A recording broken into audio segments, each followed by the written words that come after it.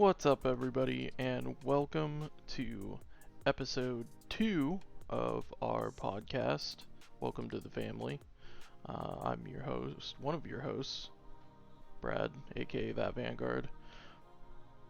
With me, my co-host, my hetero life mate, my best friend and brother, Seth, aka Leader D. What's up? Me. Howdy. And just as a little housekeeping, we're going to check audio real quick just to get it out of the way at the beginning of the stream, beginning of the show.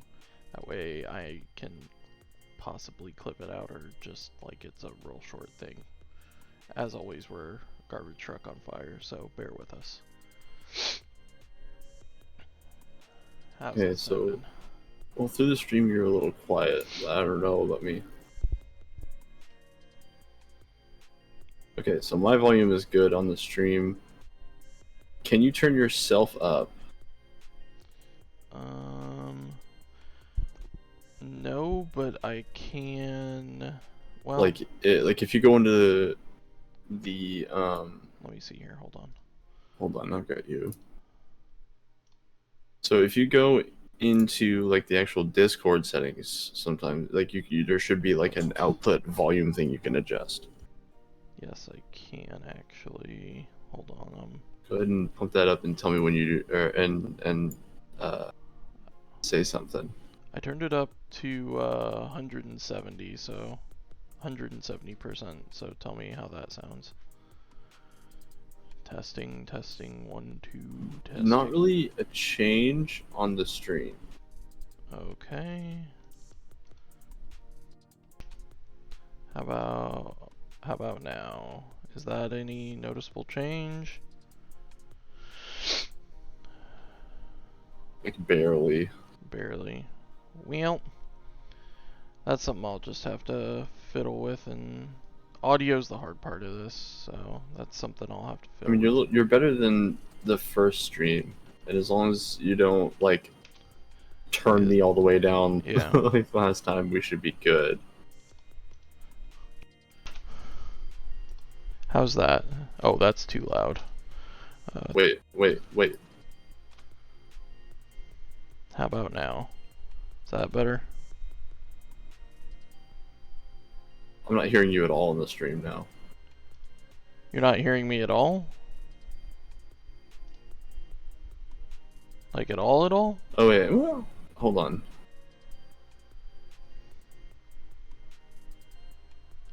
Nothing. Okay, say something. Something. All of the things. 1, 2, 3, 4, 5, 6. Test. Yeah, you definitely sound better, first of all, and your volume is a lot better. Okay, So that should cool. be good. I've got the stream turned down. Literally just have it up to watch chat, so. Cool. Alright, well, as we were saying, this is episode 2 of the podcast. Hopefully, if you're watching, you've seen episode 1. So how have you, it's been probably a week since we've really gotten a chance to chat. I know I've been busy and you've been busy. How's it going? I mean, it's alright. I don't know how much you know about like the water issues I've been having, but like I had all that flooding I had down here in the basement, and then that flooding basically destroyed my water heater. So we went almost 6 weeks with no hot water. Oof. So yeah, if indeed. We ended up using we have like a home warranty. Mm-hmm. And oh, excuse me. We went through that to do maintenance because it's cheaper than insurance and it's cheaper than just straight paying for it. So Yeah. we got somebody in and they like fiddled with it over the course of like a couple of days, and then they were like, well, we need to replace this part. So they got the part in and replaced it, and they're like, okay, well, we also need to replace this other part. So they like it was like a couple more like it took like 2 or 3 days for the first part to come in, and then it took like almost a week for the second part to come in, and then the guy comes in to put it in, and he's like, well, there's a leak, so we're just gonna have to replace the whole thing. So Jeez. so then we wait another like 4 or 5 days before they, and this is business days. So like this happened on a Thursday. So we went Thursday, Friday, and then Saturday, Sunday, and then Monday, Tuesday. It was 4 business days. And they were like, "Oh, you're this is on like the 15th or so, or this was on like the 12th or something." Mm-hmm. And they were like, "Oh, you're gonna." I don't remember I don't know if that's the right date lined up with the week time. I don't know. Time is an illusion to me at this point, being on second shift. But at any rate, it was like the 12th or something when they were like, "Yeah, it's gonna be like your water heater is gonna come in on like the 18th," and we're sitting here like it's gonna be another fucking week. So we're like, and then 2 days later they're like, "Hey, it came in," so they came in and replaced it, and everything was good. That's good. It's kind of one of those things that like it's one of those things where like you don't realize how much you take something for granted until it's gone. Yeah. And me being who I am, I've been like thinking really philosophically about that for a while, like realizing that it like how much like how disruptive it was for that to be gone, because like now we can't bathe the kids in cold water, and like I was having to take baths with like water that I heated up on the stove sometimes. Yeah. And I was showering at work during the work week, so like on the weekends I'm cooking up a bath, and through the week I'm taking a shower at work. It was very like ooh, and she was taking the kids to her parents' house for her to take a shower and for the kids to bathe, so she was having to do that like every couple of days. So she was just going a couple of days without taking a shower, and like the kids, we kind of like bathe them every couple of days anyway, so they don't get real dirty or anything. But yes, it was rough. And then like we get the hot water back, and it's like everything kind of shifts back to normal. But it's like this whole thing where like I appreciate it so much more now. Because like, and I've gone camping for like extended periods of time, and like that's different though, because like you're making the choice to not have even running water, but like when it's taken away from you in the place where you live, it's like ugh. So like I've been thinking really philosophical about that, and kind of thinking about like friends and like my family, being like my immediate family, and then like thinking about like mom and dad and all them, and just kind of like trying to be more present and appreciative of things around me, Absolutely. Yeah, that actually, coincidentally enough, kind of flows into kind of what I wanted to talk about in the in on the show today. Move. If I can. Yeah, can I get it to pop up perhaps? Let me see here. Well, I don't remember how I did that. Wait, yeah, I do. Yay, dumpster fire. Yeah, basically. Funnily enough, I've been like, it's kind of a running joke where I'm just like, would use self-deprecating humor often, and like call myself a trash can, and like, hey, when I die, just like cremate me and put my ashes in the trash can where it belongs. And it's just like kind of a running like morbid joke. But my wife got me this pencil holder, Mm-hmm.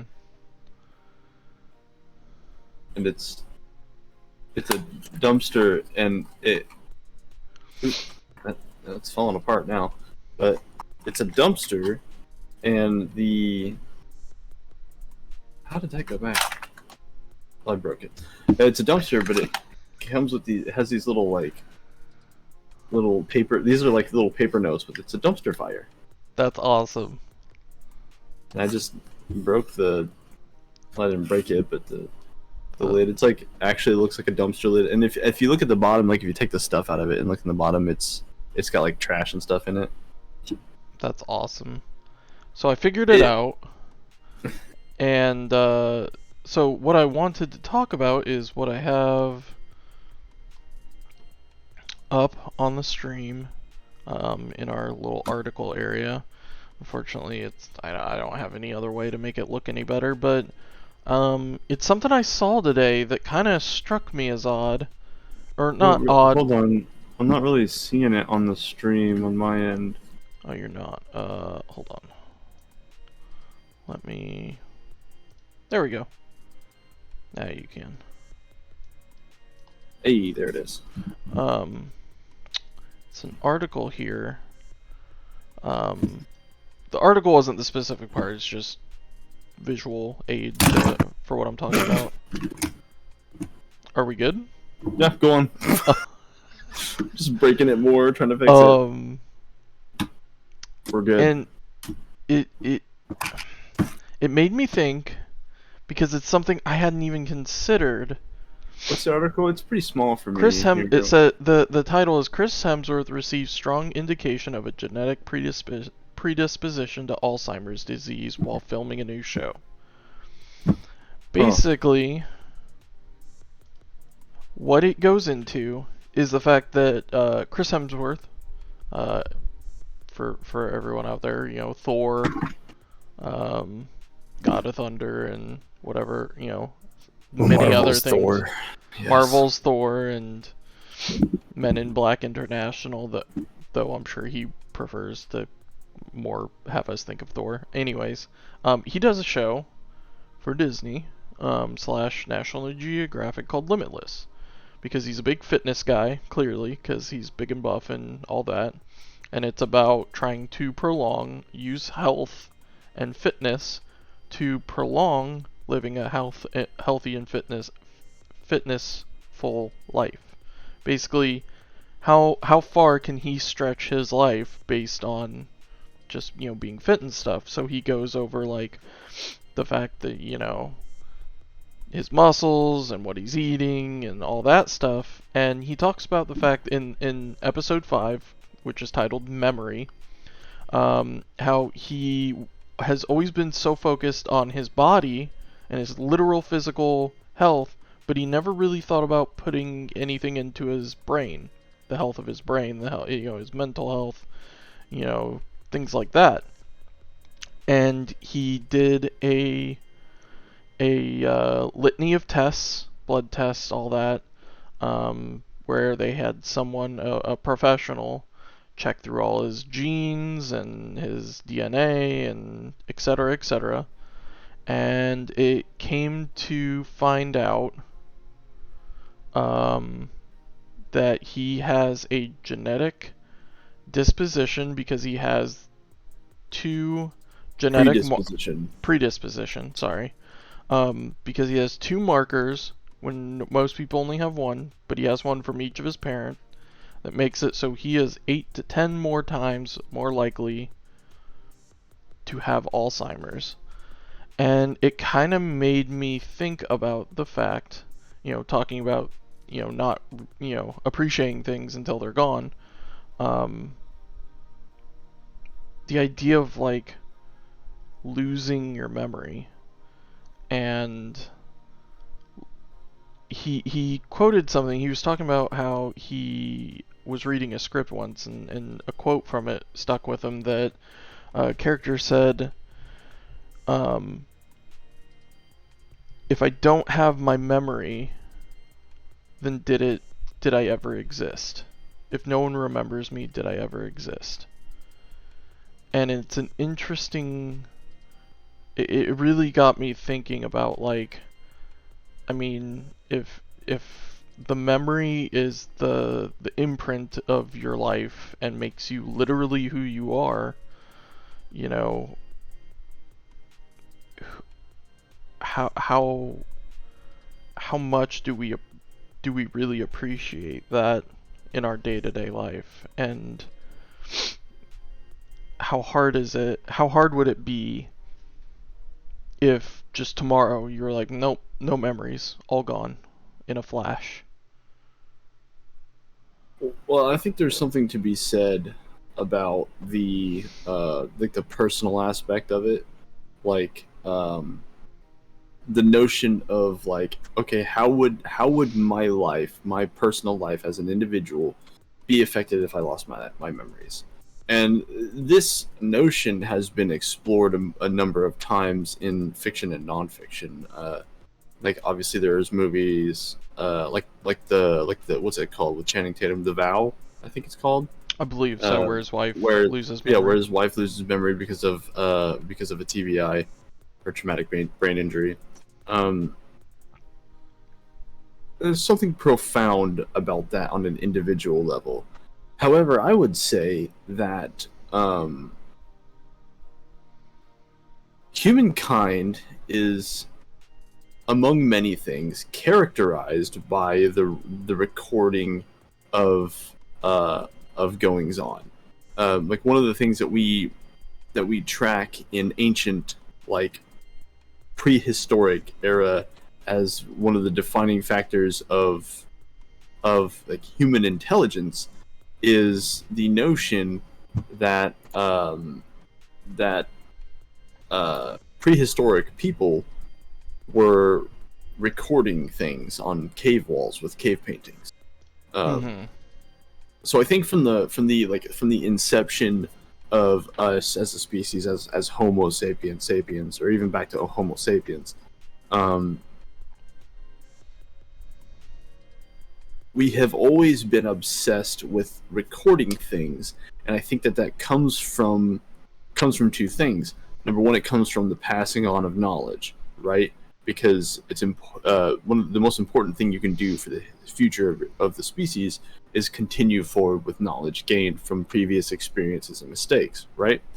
So the other aspect I think is fear of loss of that knowledge. Like how many stories have you heard or things have you read online where people are saying I'm going to, or even if it's not like big profound stuff, even if it's just like a Facebook post, like I'm going to put this down I'm going to record this via text, via image, via video, podcasts. We're going to put this down so that we can look back on it knowing that we're going to forget about it. Mm-hmm. Right? And like some of the most protected places, obviously there are a lot of aspects to places that are protected, but some of the most protected places are places of knowledge, and some of the most sought out places are places of knowledge, like the Library of Alexander, for example. Yep. Like what is the most important, like, okay, we'll say it like this: how much do you know about World War One? I would mean, venture to guess very little, I right? mean, just what you learn in high school, and whatever Well, else I might well, have that's the thing, intake. though, is like what comes to mind? What images come to mind when you think of World War One? Trenches, a lot of muddy battlefields, bloody battlefields. But like in your mind, do like actual photographs come to mind, or do you just the concepts of these things? Really, I mean, not even photographs, My really. point here is that, not to cut you off, No, but you're my fine. point here is that not a lot, Of course. right? But then you think, okay, how much do you know about World War II? And instantly, the minute I say World War II, images pop up of like the hundreds of photographs that you've seen, because the president at the time was like, take pictures of this because one day people will say that it didn't happen, which came to pass. People tried to say that it didn't happen, like they tried to say the moon landing didn't happen. But I'm not going to get political, obviously. But the point here is that it happened. And Yeah, the of course. only reason that people can say that it didn't happen, other than the fact that that would be ridiculous, is we have photographic evidence of it. We recorded that knowledge, Of course. right? So to kind of circle back to your question, if I lose my memories, did I even exist? Yes, you did. Because especially in this day and age, everything you do for the majority of people who use the internet at all is recorded. Every website you search, every link that you click on is recorded in your browser history, unless you're going incognito mode. And even then, it's still being recorded by the provider, the internet provider. Right. Every post you make on social media, every video you watch, every video you post, everything that you do on the internet is recorded. Sure. And I think it's for a reason, and part of it is obviously accountability, but the other part of it, I like to think that somebody thought, let's put all of human knowledge on this thing that everyone can access, and then let's continue to record human knowledge via this thing. Which, I mean, there's other things. There's books. There's art. Yeah. There's music. There's movies. And obviously, but really none of used it maliciously at some at places. times. I mean, but anything can be used maliciously. Of course. Anything that goes that happens on the internet is recorded somewhere. Right. For better or for worse. So I think Yes. that a lot of people have a problem with the current state of social media, where we're recording everything, that we're putting videos up and making all these posts and stuff, and a lot of people are like, "Oh, you're spending your whole life on social media," and it's like, yeah, but isn't it wonderful though? Isn't it amazing? 30 years from now, unless something detrimental happens, 30 years from now, or my great grandkids, or my grandkids, Right. if I have any, could go back on can go on the internet and search up this podcast and watch their, potential grandfather do a podcast Hi, kids. with his best friend. Yeah, hello, future grandchildren. If you're watching this, I'm sorry. Yeah, it's really, and I did consider that, but on a deeper level, I think what really struck me was not the things we post, because obviously, especially folks our age, who were around for MySpace, who were around for, I mean, if you go further back, AOL, but that's not even really around anymore, but MySpace, and then Facebook, Twitter, Tumblr, Instagram, etc., etc., etc. I mean, those moments are there, but just like, someone who is a model on Instagram or a Twitch streamer or whatever, it only shows what they wanted you to see. The things that struck me and the things that really made it hit home when I was thinking about it were things that aren't recorded. The little moments that make us who we are. The for context, for me and you, there's no recording of us going on night walks or playing hacky sack at under the street light in front of your parents' house. Well, that's why I think it's important to have people around you. Sure. As a person who spent a lot of time self-isolating, it's important to have people, somebody, at least one person that you can count on, that you can spend time with, to not to give life meaning, but to be there to experience, to give life context. Right.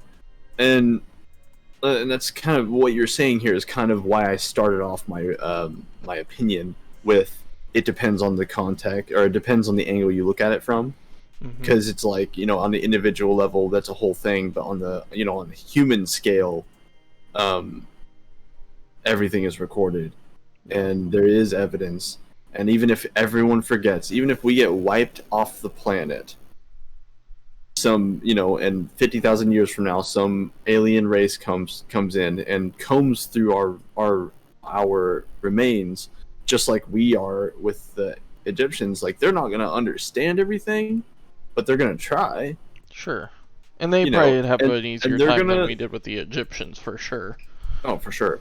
But they're gonna I mean, there's so much faulty information with with ancient history, because most of the uncovering of it happened in like the 1920s when they like you know I could go off on a whole tangent about that, Yeah. but um like for example, there's talk now that the Sphinx is like 15,000 years old. And if you don't know, the Egyptians existed like 3,000 years ago. So Not as old as people think. um, much older than people think. 15,000. Sorry, I thought you. In my head, No, I you're heard good. 1500. You thought 1500? Yeah, Yeah. no, much older. And in fact, there's theories that like human history, like civilized humans, existed long before we think they did. But I'm not going to go off on that tangent. That's a whole nother podcast. Right now, that's a whole other show. But I could go on forever about that. Ancient aliens. Aliens. To be fair, real quick, ancient aliens, while they I think stretch a little bit, to be generous, I will say that they're reaching a little bit from a lot of times when they're like, you gotta wonder, could it be aliens? It's like, well, or it could just be a misinterpretation of something. But on our part, not on the part of ancient people. But there's a lot of really good information in that show. Like, I recommend people watch it just because, like, it's fun, because it's fun to laugh when they go through all this awesome knowledge and history and observations, and they go, you have to wonder. It's fun to watch, and it's incredibly informative. Like, Right. I learned things about the ancient world that I never would have learned anywhere else. Yeah. But regardless of that, back to the question at hand. On the individual level, if you lose your memories, did you even exist? Again, I would say absolutely. There's no question. Because, and I'm not saying this is like an outside party, I mean within myself. Like, if I woke up tomorrow with zero memories, okay, other than the ability to operate as a person, I would be remiss to not walk around my house and observe the things around me. Photographs of me with my wife and my children and friends, my brothers, all of my drawings, all of the work I've done in this basement, the evidence of existence is all around us. Right. And I think that it is profound to wonder about that, but it's more profound to realize, if you take a moment, okay, and really think about everything outside of yourself that you have touched, really think about it. Take, for example, forget the fact that my children will remember me, and my wife will remember me, and you'll remember me, my family. Forget that. That's obvious, right? Forget the fact that obviously there are parts of my house that are customized by me and are evidence of my existence, right? Forget that. If my memoryless self went to the Speedway in the city that I live, that's near to me, the Speedway, and I walked in, okay, and I've been in this location for a couple months, okay, not that long. If I walk into that Speedway, there's a couple employees there that will know that I'm going to get a, one of those big gulp type drinks that's of Code Red, and a slice of pizza, because that's what I do every day before work. Right. Those people, and I know this because I have been a gas station attendant, those people remember people. Oh, absolutely. And they're influenced by those people. I've had profound conversations with people as a gas station attendant. And actually, a funny story, one day I was sitting outside having a smoke break, and this guy approached me and showed me this sticker that with a drawing on it that looked like a 10-year-old drew it, and it's some kind of diagram. He's like, have you ever seen this sticker before? And I'm like, no. And he proceeds to tell me about how it's a diagram of how, this is people with God in their life, and this is the journey they go on, and this is people without God, and it's just this whole like Christian thing Yeah. that's like an effort to convince people to be interested in the faith, which is funny because at the time I was still kind of freshly out of that religion and into the one I'm in now, or way of life I'm in now. It's less a religion and more of an actuation of self. Yeah. But I will never forget this dude. And part of it is because he was like creepy happy. He was like, he walked in and was just like, yeah, like nobody's like that all the time, dude. I need you to take like 20% off. Like, but isn't it messed up how like if someone is genuinely that level of happy, we like to feel comfortable, we need to see some type of unhappiness or flaw to be like. I think so. I think that it is human to have a balance of happiness and unhappiness. And anybody who is overtly happy is either faking it or being lied to. Yeah. In my opinion. Or something wrong with them. Or something's wrong with them, which I think you can loop into them being lied to, whether they're being lied to by an outside party or by themselves. But fair enough. Regardless, the point here is that like I'll fucking remember that guy forever. And regardless of my opinion of him or his religion or whatever, he left a mark on me. Mm-hmm. And that's a story that I tell now to people who are talking about religion or thinking about leaving religion and stuff, and I explain to them, and it gives me an opportunity to explain to them how my perception of everything and everybody around me changed drastically when I left the religion. You know, it's like a talking point, and it's so back to my point, like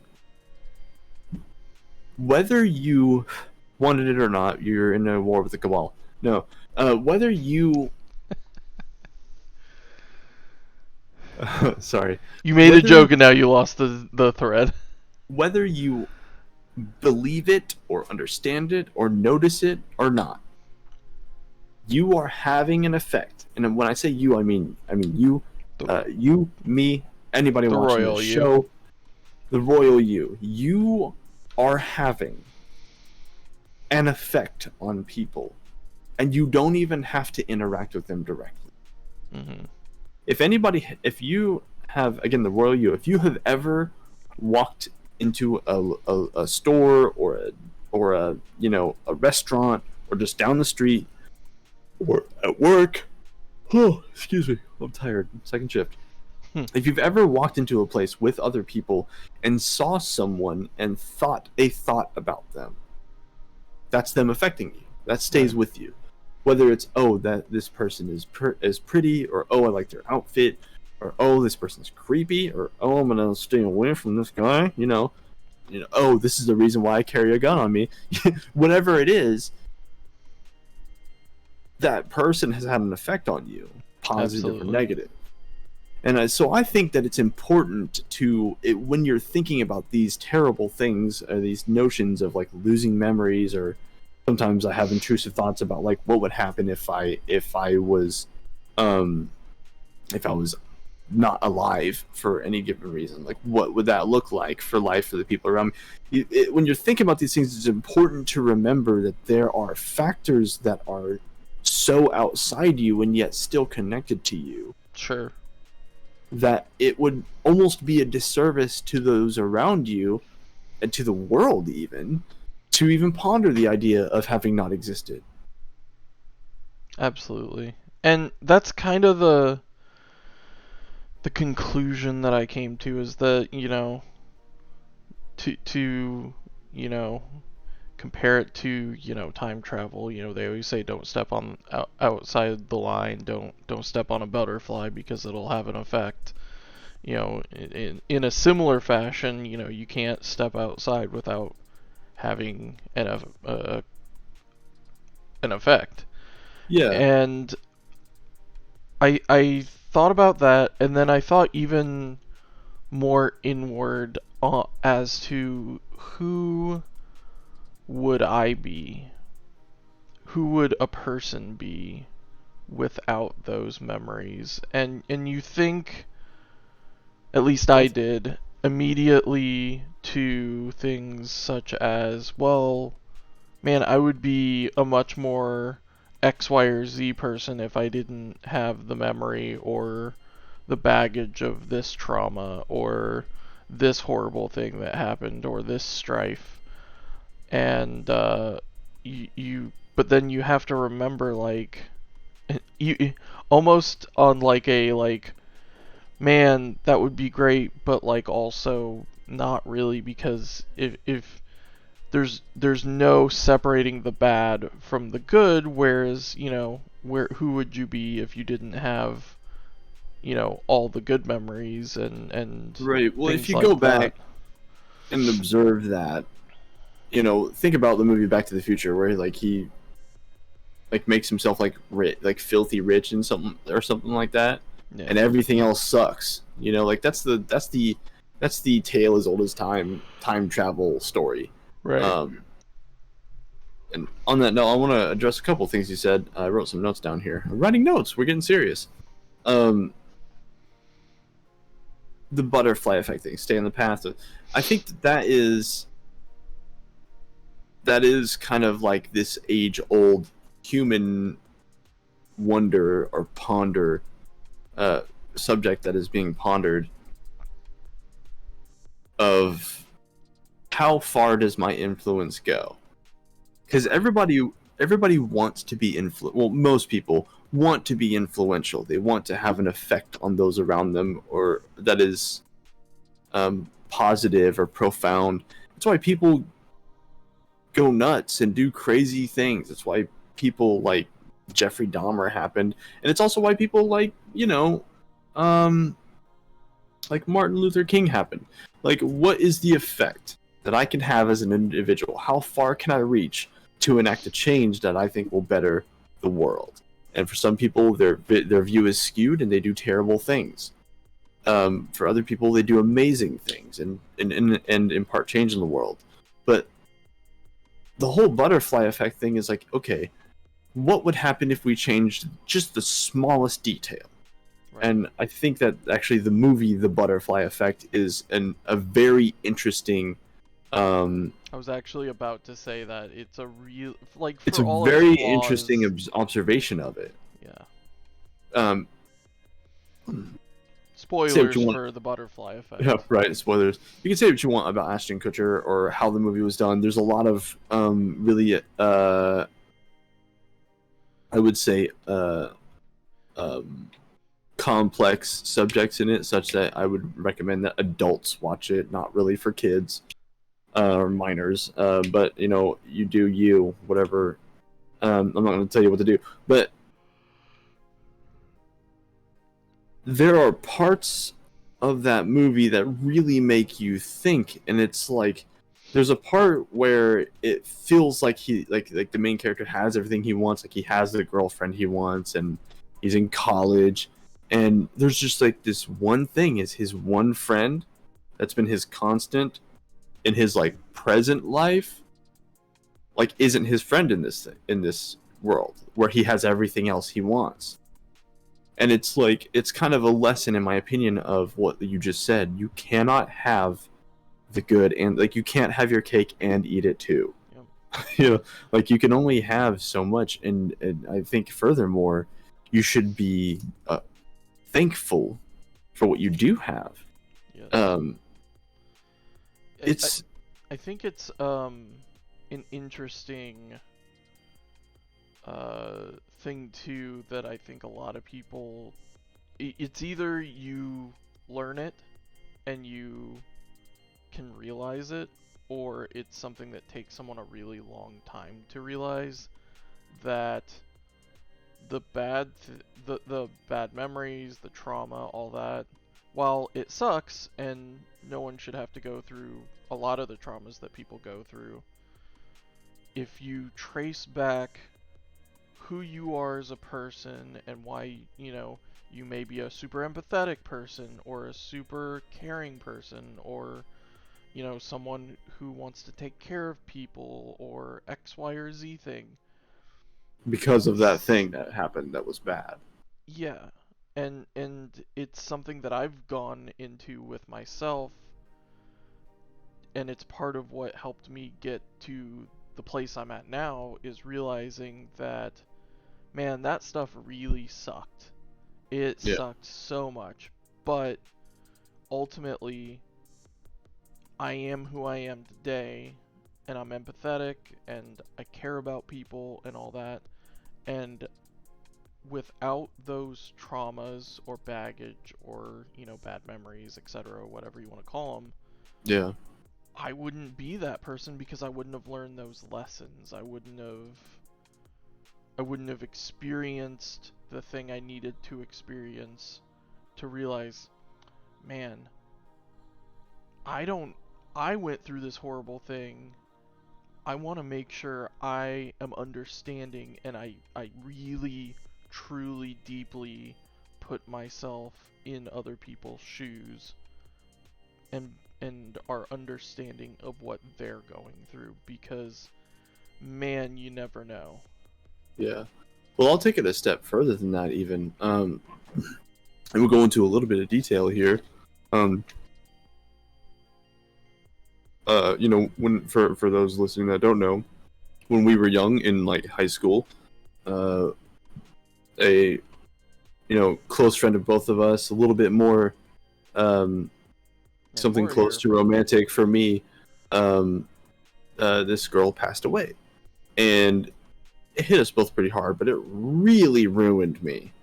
Yep. It's I before this happened, I was a very emotional person. I was very in touch with, unfortunately, very strong emotions like rage and stuff. But I was incredibly joyous too. Like we had so many amazing times where I was just a fucking goofball. And then this happened, and something switched in me, and it didn't happen immediately. But I became socially awkward. I became reserved. I became almost afraid to express my emotions. Um, and I got stuck in that for so long that even like now I barely know how to.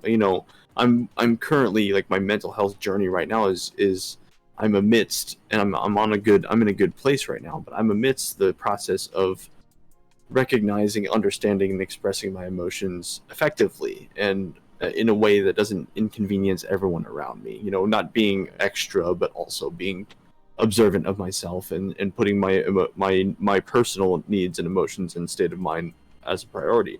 However, all of that damage and struggle, like you said, made me a very empathetic person. I'm very good at giving people advice, even if I'm not great at following it myself. I like to think that I create a safe space for other people to be in, where they don't feel like they have to be a type of way. They can just relax. Um, I like to think that I'm, for a lot of people, and for me, a lot of people isn't very many, but for a good amount of the people that I interact with, I'm kind of a person they can go to for like that older brother advice type of thing. But further than that, because you have all those qualities as well, further than that, Hmm. it has made me a better father. When I had kids, and I always wanted to be a good dad, and I didn't really know what that meant until I had children, and really until my daughter is now in a place where she's like learning what her emotions are. And when kids are young like that, their emotions are very big and their bodies are very small, and so it's everything is the end of the world or the best thing ever. Yeah. you know um It's all I at don't 110%. Right. I don't think that I would be as patient and understanding and accepting of those times with her, with my daughter, had that not happened to me. I think I would be Absolutely. much less patient. I think I would be much less observant of her, because part of what messed me up about that person passing away was that I didn't feel like either of us really knew how each other felt. And I'm not going to go into details of why, but I don't. I never felt like she and I ever really got to sit down and just lay everything out. And I think Lack that of things would have gone closure. different. I spend a lot of time, or have spent a lot of time, wondering or imagining how different things would have been had that been the case. Yeah. And so when I had when my daughter was born and then when my son was born, I told myself I am going to make sure, if I do nothing else, that my daughter knows how much I love her. I want anyone to be able to ask her, "What's your dad like?" And she be able to say, "He loves me, he cares about me, he takes care of me.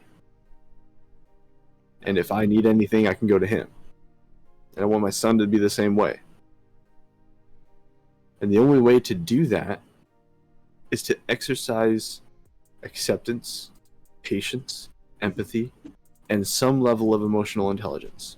Understanding that while it's so frustrating when she throws a fit because she doesn't get a toy at the store, understanding why she's doing that.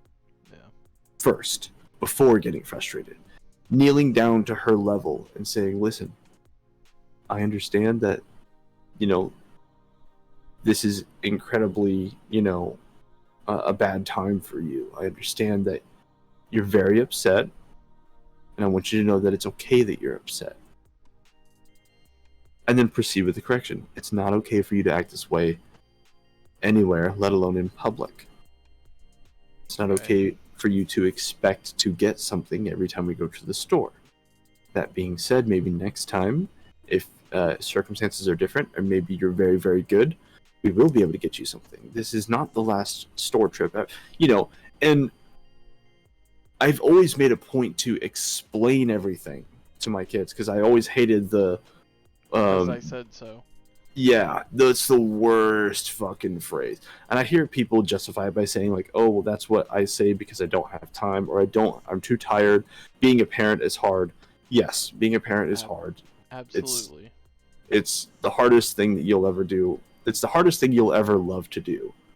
And that's all valid and fair, but it is never okay, in my opinion, personally, to command your child or demand something of them or expect something of them without them understanding exactly why. Or anyone, for that matter. Or anyone, yeah. Because people... But especially in kids. Yeah, well, at a base level, nobody wants to do something they don't understand. Like, "Hey, I want you to put on a vest and go over to this country and kill people." Why? Because I said so. Who's going to do that?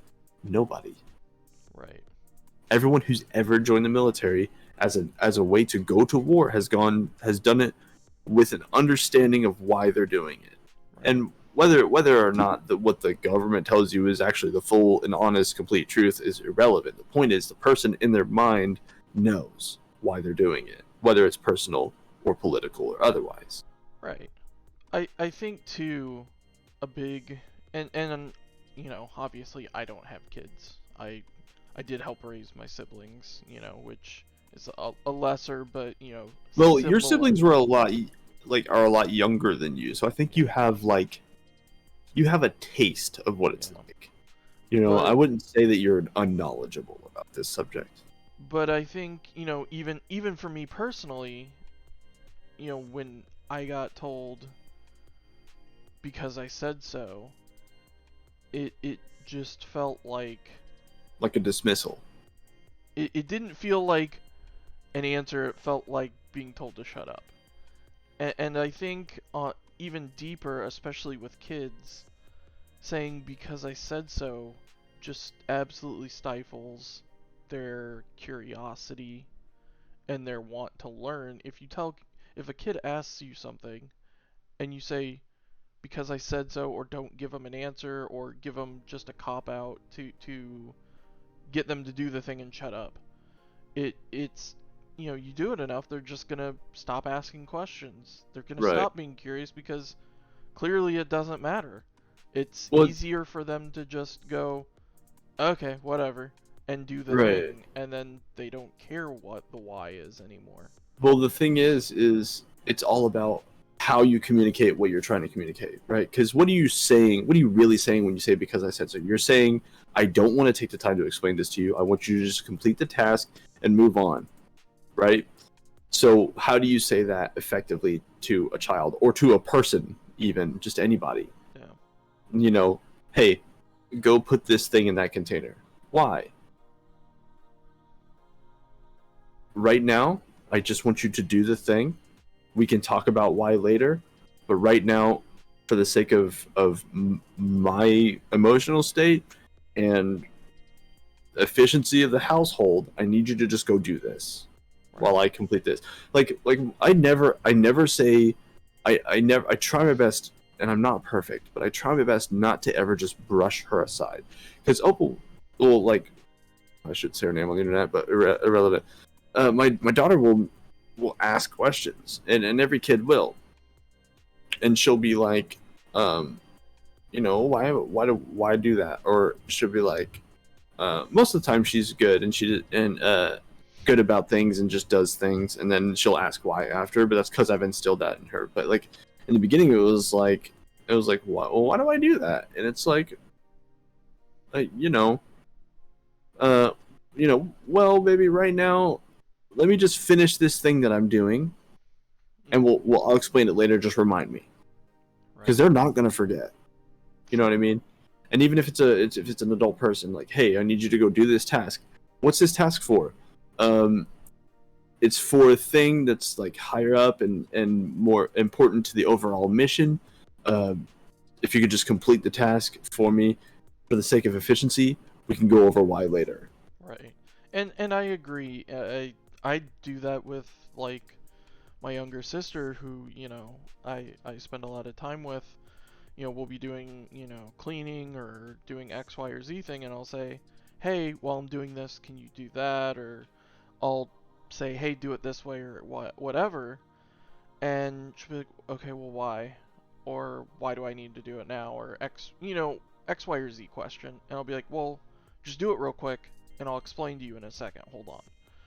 But Right. at least saying, I will explain it to you in some time if you complete it, giving some other answer than because I said so, or that's not uh you know it doesn't continue the conversation. It's Right. similar to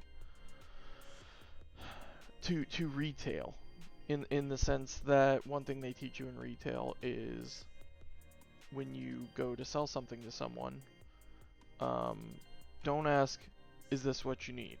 Don't ask, you know, closed questions or give closed answers, because then you're not going to be able to help a person. You're not going to be able to understand what they need. And I think that weirdly enough goes into what we're talking about in life in general, is don't always try to ask open-ended questions. Let a conversation happen. Let people be Yeah. curious. Well, to be fair, there are times when you do need to just move forward. But Sure. in what sense? My question, my challenge to this notion of like of my own notion of like, okay, well, here's a way to do it without being an asshole, basically, and ensuring that you're not being dismissive. But my other question to that notion at the same time is, what are you doing that is so important that you cannot take 15 to 30 seconds to explain something to her? Yeah. You know, like if I tell her, like if I change my son's diaper and I hand it to her and I say, go throw this in the trash can, and she's like, well, why? There's no reason why I can't be like, I'm busy right now. I'm trying to get him ready for XYZ. If you throw this in the trash for me, it'll make my life a lot easier.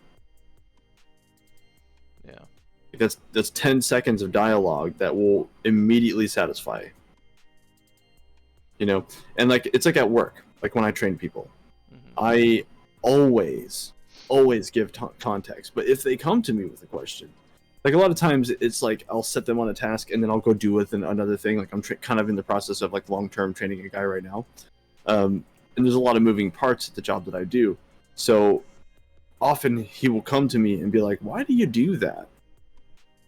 And I'll stop what I'm doing and be like, "Well, let me explain to you this. I set this up so that this thing 4, 5, 6 steps down the road can happen more smoothly," and go into the process of explaining. Because if I stop I'm not stopping the production, but if I stop my task and take the time to acknowledge and explain that, it's going to do a couple of things. Number one, it's going to make them feel better. Number two, it's going to teach them effectively because they're honed in on you. And number three, which is a combination of those two things, the result of them is that overall efficiency is going to improve. If we take the time, if we sacrifice time now, if we invest time now to explain ourselves, it will pay itself back in the future. Of course. And you know, and it's the same thing with kids too. If you take the time now to explain things on a base level, they will learn as they go on to recognize the steps. Because if you explain like, okay, well, we do this thing because of this, this, and this, they'll understand when they come across another thing that they have that same question about, like, okay, where are the steps in this? They'll see the context in, because there's so many things in life that you learn and then go to something completely new and you go, this is similar to this thing. Like, I understand the context. I have a base knowledge, a base general knowledge that I can apply to all things. Exactly. Like, and I think too, and for me, it's an even more important thing is don't stifle someone's curiosity, someone's open-mindedness. You know, we had a teacher in high school that I'm sure we talked about when we 100% did. Yeah. Mr. Pratt, shout out. Who he always talked about open-mindedness. And I think open-mindedness and curiosity go hand in hand in so many ways. There's also... And they're incredibly effective tools. Exactly. But I think I get compliments all the time on my kids on how smart they are. When people ask, they're like, how are they so smart? Like, why is my 4-year-old interacts with like 6, 7, 8, 9-year-olds with no problem? And it's like, well, we take the time to explain things to them and interact with them, and instead of shooing them away and putting a tablet in their face, we engage. Yeah. And nurture that open-mindedness like you're talking about. Exactly. There's to kind of close that particular thought on my end, there's a quote that from one of my favorite shows, Ted Lasso. He says that he learned, be curious, not judgmental. And I think that's 100%, 1,000,000% agree with that. I think on top of just being a better person, a better human being, you'll be more successful by being curious, not judgmental. I actually can give a little bit of like real world context to that if you'd like to hear it. Sure, absolutely. So when I got out of the military and moved back to state, I started job hunting, right? And one of the first interviews I did was with this manufacturing company. I work in manufacturing. I think I mentioned in the other episode. But it was a manufacturing company, and I asked them during the interview, they were like, do you have any questions for us? Like they do always. And I said, well, yes. What is the expectations of appearance? And they were like, weird question to ask. Why do you ask that? I said, well, I have plans. I would like to have long hair. I would like to have a beard. I would like to get tattoos, and I'd like to stretch my ears. And, you know, I'd like to do these things that are not traditionally accepted as professional. And if you have policies against that, that might influence my decision of whether or not I want to continue to pursue employment here. I didn't say it so eloquently because I was nervous, Sure. but I basically said that. And they were like, well, we're pretty loose, and then we have people that have, alternative looks here, it's not a thing. But I could tell that they were off-put by the question, by the notion of whether or not I was able to look a certain way would affect my decision. And so I clarified, and I was like, let me be clear. I was like, I just spent, 6 years in the military. 6 years of not being able to express myself in that way. Literally, there are regulations on the length that your hair can be and how bulky it can be off of your skull. And if anybody wanted to, they could take a ruler that outranks you. They could take a ruler to your head to test that. And if it's out of regulation, you have to go pay for a haircut out of your pocket. I was like, I don't want to work in a place that is going to continue to stifle my personal creativity with my body. And the rest of the interview went on, and I left, and I never heard from them again. I said, well, fuck them. Fast forward to when I interviewed for the company I'm at now. I'm sitting there and doing the interview, and they're liking everything. Apparently, they were amazed that I brought a resume to a manufacturing job. They liked my demeanor and stuff, and when it came time to ask questions, I said, what is the policy on dress and appearance? And again, they were like, why do you ask that? And I said, again, I was like, look, I have stressed years. Like, I know that this is a very down home, rural town production facility. Most of the people here are very Christian. Most of the people here are clean cut. I want to make sure that I can work here and be able to do what I want with my appearance within reason. Yeah. And not be not risk my employment for it. And they were like, well, we just, this is a Christian company. We don't want any offensive tattoos, nothing off-putting or anything like that. And you obviously have to wear our shirt, but other than that, you're good. Like, they didn't even mention or take a second look at me. I came in, they treated me like a person. They answered that question to my satisfaction, and I've been working there over a year now. Yeah. It was a year on the 11th. And I think that's important, being able to go to a place, and a lot of places I think are getting better at it, depending on, Well, the reason why I tell this story is that, and I'm not tooting my own horn, I'm just saying things that are true. I am an effective hire at a production facility. I'm highly motivated. I work well on my own, and it's instilled to me, having been in the military for the amount of time that I did, how to focus on a mission and accomplish that mission, right? Which in this case is the painting of sawmill parts. Yeah. And so I have done things. When I say that I was an effective hire, I have not only learned the job and can do it well, I have improved on the process in the time that I've been here. I am, according to my supervisor, the speed and efficiency with which I work is the metric by which he measures how effective his hires are now. Well, that's good. Like, can you operate on this level? And that level is me. So what I'm getting at with this whole story, and I don't mean to keep shutting you down, I just want to finish I want to tie this all together. What I'm getting at with this is, if they had been closed-minded and didn't want to allow somebody who was going to look different than what they traditionally accept as professional, they would have missed out on me making the paint shop better. Right. We have been doing, for our little paint shop, we have been doing record numbers consistently for 8 months. That's like awesome.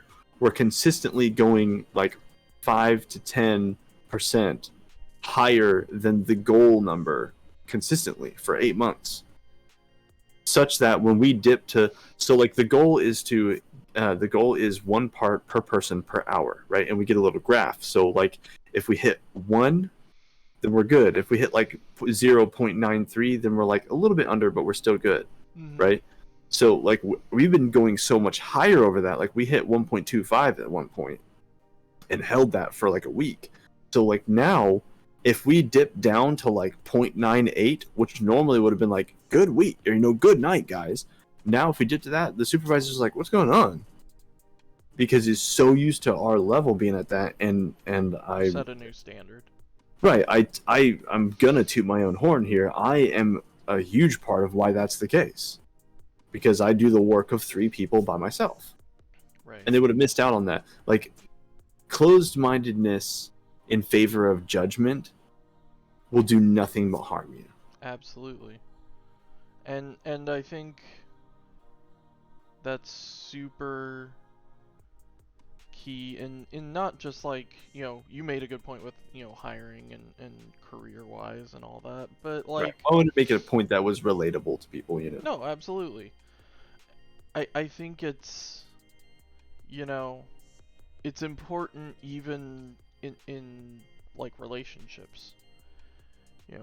Nowadays, as someone who's a single adult and has to deal with the dating scene, unfortunately, you see it all the time, and you hear it too about, oh well, I go on Tinder or whatever, and women put on their profile, 6 foot or swipe left, or must have your own house, your own car, X amount of figures, and this and that, and or I don't want it.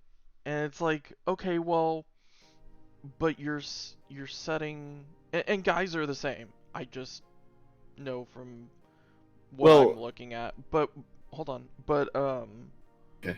What I'm getting at is that I'll write down my points so I don't forget it. So many people, not just on the career end of things, but interpersonal, set limits because they think, oh, well, this will be presentable, or this person will look good next to me, or I don't want to deal with this I want this type of person. But there's so many variables in life on what a person can be or what a situation someone can live in, that saying, well, someone has to be 6'5" or 6 foot, or I don't want to talk to them. Well, what if someone's 5'8" and they end up being perfect for you? Or I don't want someone who's, I only want someone who has a car, has a good job, and their own house, and blah blah blah. Well, what if someone has a really good job, a car, but they live with family? Or, right. Well, I think there's like a level of nuance to that. And I'm going to make a comparison that I think is exactly the same thing, just in a different context. So stay with me here. But I think that there's a measure of that is closed-mindedness and judgmentalism. I don't know if that's a word. It's a word now. Judgmentalism. Prejudice. Yeah, there's a level of prejudice and closed-mindedness to that is true and present. However, I think that in some cases, I can't say a lot of cases because I'm obviously not in the dating scene. But I think that in some cases, that's more for them than it is for you. It's more like, you don't know. Like if someone says, must have car, make this amount of money, and their own place. Let's say that that's a thing. And it's like, okay, well, what if you meet somebody who has, 2 out of 3 things or 1 out of 3 things and it's perfect for you? They might not be thinking of that in a materialistic way, but in a level of responsibility way. Because like, what way could you possibly judge somebody that you don't know?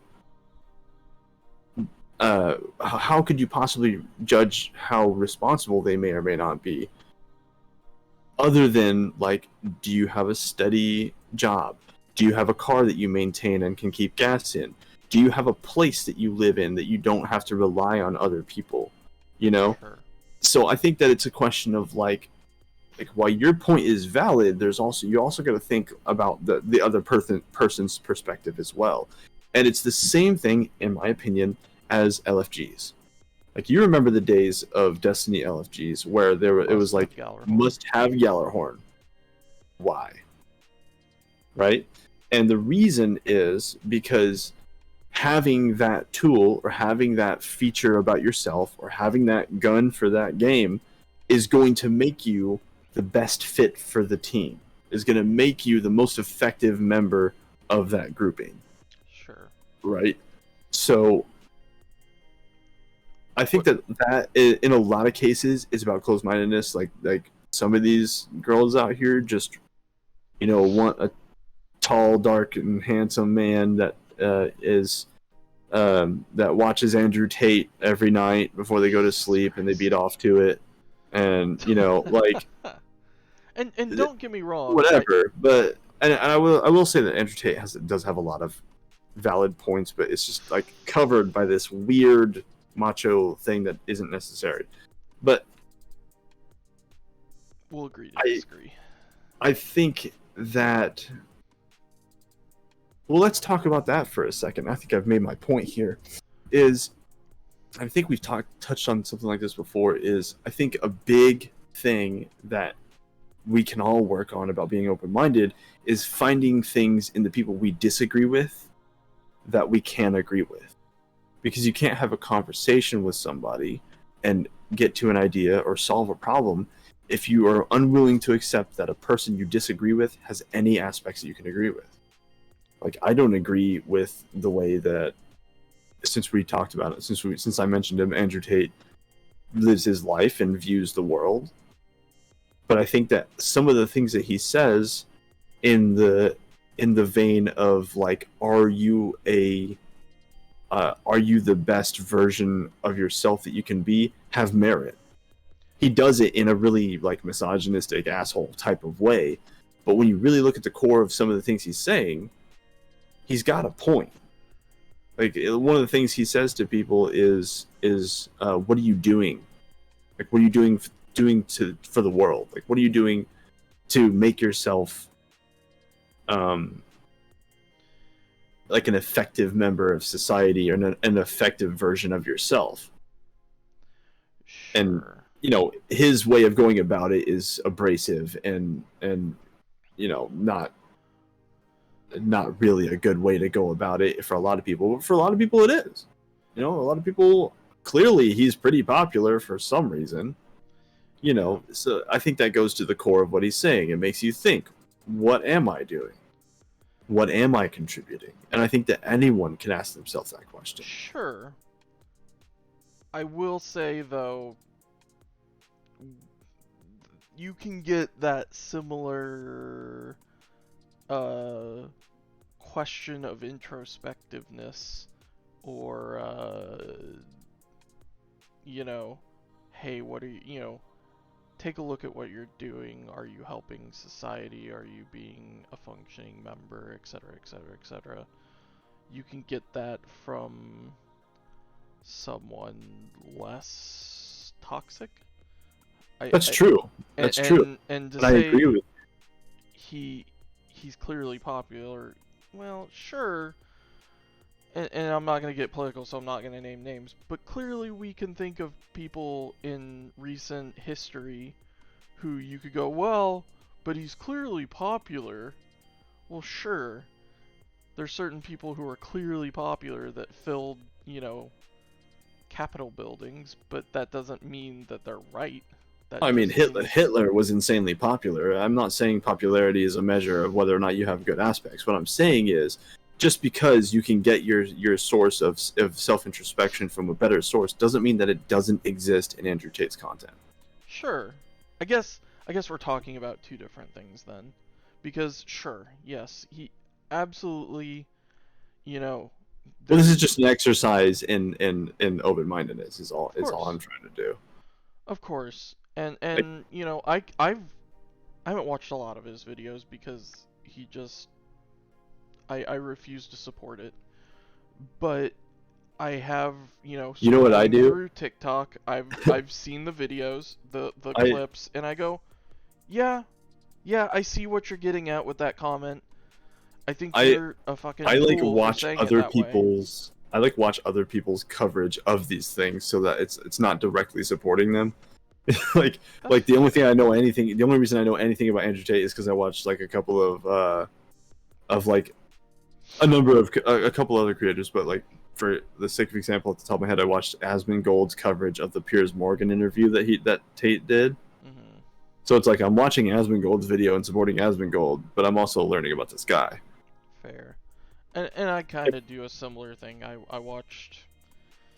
God, I don't even remember who it was, what YouTuber or Twitch streamer, but of the Johnny Depp and Amber Heard trial and Well, whatnot. and the thing is, too, is even that is kind of an example of closed-mindedness because rather than go to the source for a good reason, I agree with your reason not to support somebody who's toxic, but truly to avoid going to the source and instead uh, uh, consume the content creator that you agree with is an exercise in bias. Sure, because that's but that's anything. That's like what was it? I was reading or watching something. I want to say even it was like it was something about law, but basically, no matter how hard you try, just as an example, no matter how hard you try, no matter how hard you want it to be even, which is why they get so many people to get the right, jury, a jury, no matter what, will be some percentage of bias. A human being is some percentage of bias. Yeah. And I think we've talked about that off podcast before about how no matter how hard you try, bias exists. And it's not inherently bad as long as you are aware of it and you can say, yes, obviously I don't like Aldi brand Doritos because the last time I ate it, it was like stale cardboard with Dorito dust on it, and it was horrible, so I'm biased against it. That doesn't mean it's bad, it just means that it's gross and I don't want it in my mouth. Yeah, well, there's also the fact that humans prefer to be in scenarios that are comfortable. Sure. It's why we killed animals for fur and built fires in caves, and it's the reason why we watch content creators' coverage of people that we prefer not to support. It is an exercise in bias, and it is by extension an exercise in closed-mindedness. But it's also human nature to not put yourself in a situation that you would prefer not to be in. Right. And I don't think there's anything wrong with that. But it's also important to understand that this is actually a belief. It's not really a fact. So I'm not going to say it's important to understand this, but I think it's important to think about it maybe that most people, I would say, and I'm making the statistic up, but I would say that like 90% of humans on this world have good intentions. Sure. And do the things they do for a good reason. Whether that's to make yourself better so that you can provide, or whether that's so that you can change the world in a positive way, or whether that's, so you can make money, get bitches. At any rate, you're trying to enact a positive outcome. Right. And I think that those things come from a core of love for the self in a healthy way.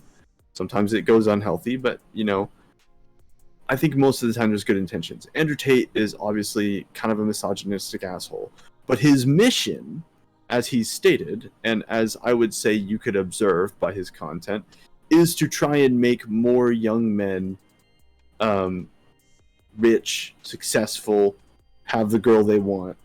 Like that's what he's trying to do, is improve the lives of young men. Now the question is should we listen to him, or should we maybe take lessons from people like Jordan Peterson, who are actually using science and psychology and things to support these things and help people understand if they do things a certain way, then it's going to benefit them, then you have to kind of weigh your options. And if you don't agree with Jordan Peterson politically, then fucking somebody else. The point is, you can pick and, like you said, you can pick and choose where your content comes from. I'm simply saying, as an exercise in adjusting your judgment to open-mindedness ratio, try and find somebody you don't agree with, and see how much of what they say has a core that you can relate to or agree with. Right.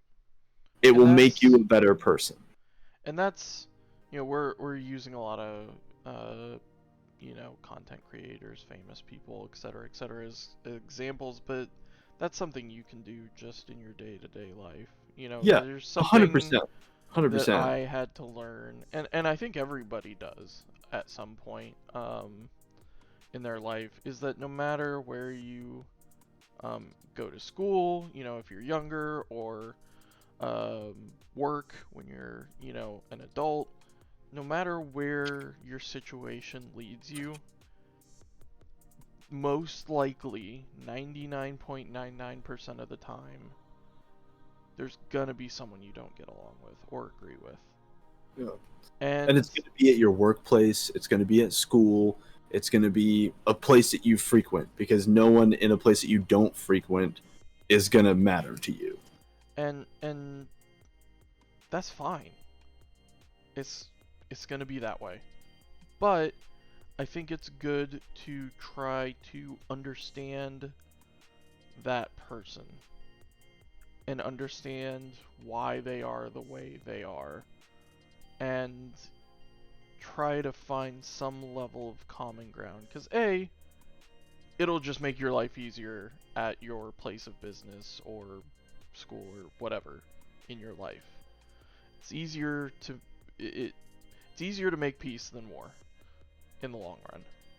With that said, when it comes down to it, it's always good to know thy enemy, for lack of a better way of putting it.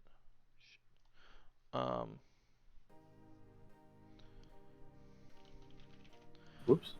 So, I mean,